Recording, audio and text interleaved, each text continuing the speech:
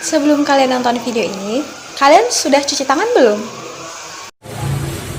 Pause dulu video ini, cuci tangan dulu ya. Ayo, kami tunggu. Kalau udah cuci tangan, silakan dilanjut nonton videonya. Nontonnya di rumah aja ya, jangan kemana-mana.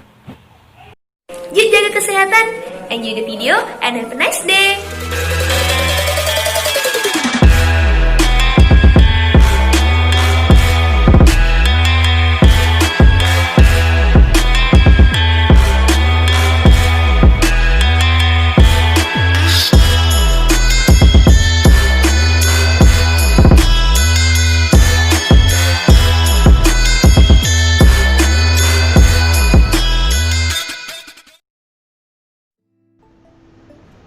Hai teman-teman, kami dari kelompok 1 akan mempresentasikan tentang manajemen pusat sumber belajar. Apa sih itu sumber belajar? Menurut ASCT tahun 1994, sumber belajar mencakup apa saja yang dapat digunakan untuk membantu tiap orang untuk belajar dan menampilkan kompetensinya, meliputi pesan, orang, bahan, alat, teknik, dan latar. Jadi, sumber belajar adalah segala sesuatu dan dengan mana seseorang mempelajari sesuatu. Materi berikutnya akan disampaikan oleh teman saya. Lanjut pada materi selanjutnya yaitu tentang pusat sumber belajar.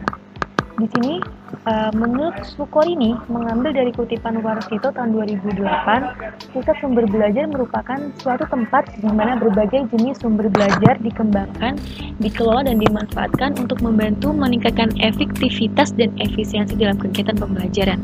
Kalau kita tahu bahwa sumber belajar itu sangat banyak sekali, dimulai dari media pembelajaran, guru, buku, modul, dan lain sebagainya. Nah, sedangkan pusat sumber belajar itu adalah suatu lembaga atau instansi yang digunakan untuk mengembangkan dari sumber belajar tersebut. Nah, dengan demikian, pusat sumber belajar itu juga merupakan sarana untuk mengelola dan mengembangkan sumber belajar tadi. Dan juga bisa didefinisikan pusat sumber belajar itu sebagai media center atau yang diartikan sebagai lembaga yang memberikan fasilitas pendidikan, pelatihan, dan pengenalan berbagai media pembelajaran yang digunakan untuk proses pembelajaran. Nah, kita masuk pada misi pengembangan sumber belajar. Misi, apa sih misi itu? Misi adalah langkah-langkah atau tahapan yang harus dilalui sebuah perusahaan, instansi, atau organisasi untuk mencapai visi utamanya. Misi program media perpustakaan adalah untuk memastikan bahwa siswa dan staf adalah pengguna ide dan informasi yang efektif. Misinya ada 3. Yang pertama, dengan menyediakan akses langsung dan fisik terhadap materi dalam semua format. Yang kedua, dengan menyediakan petunjuk untuk meningkatkan kompetensi dan merangsang minat dalam membaca, melihat, dan menggunakan informasi serta gagasan. Yang ketiga, dengan bekerja sama dengan pendidik lainnya dalam merancang strategi pembelajaran untuk memenuhi kebutuhan siswa secara individu. Misi program media perpustakaan sekolah mencakup sejumlah tujuan khusus. Yang pertama, memberikan akses intelektual terhadap informasi melalui kegiatan pembelajaran sistematis yang mengembangkan strategi kognitif untuk memilih, mengambil, menganalisis, mengevaluasi, mensintesis, dan menciptakan informasi di semua tingkat usia dan di semua area konten kurikulum.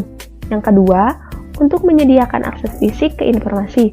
Yang ketiga, untuk memberikan pengalaman pembelajaran yang mendorong pengguna untuk menjadi konsumen yang diskriminatif dan pencipta informasi yang terampil melalui pengenalan ke berbagai media komunikasi dan penggunaan teknologi informasi yang baru dan berkembang. Yang keempat, untuk memberikan bantuan kepemimpinan, instruksi, dan konsultasi dalam penggunaan teknologi informasi dan instruksional serta penggunaan prinsip-prinsip desain instruksional yang sehat.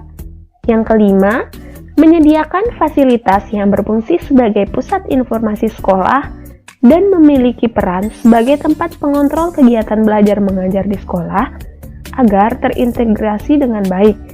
Dan yang terakhir, menyediakan sumber daya dan kegiatan pembelajaran yang merepresentasikan keragaman perspektif sosial budaya dan kebebasan berpendapat sebagai bentuk penerapan nilai kewarganegaraan yang baik di lingkup demokrasi.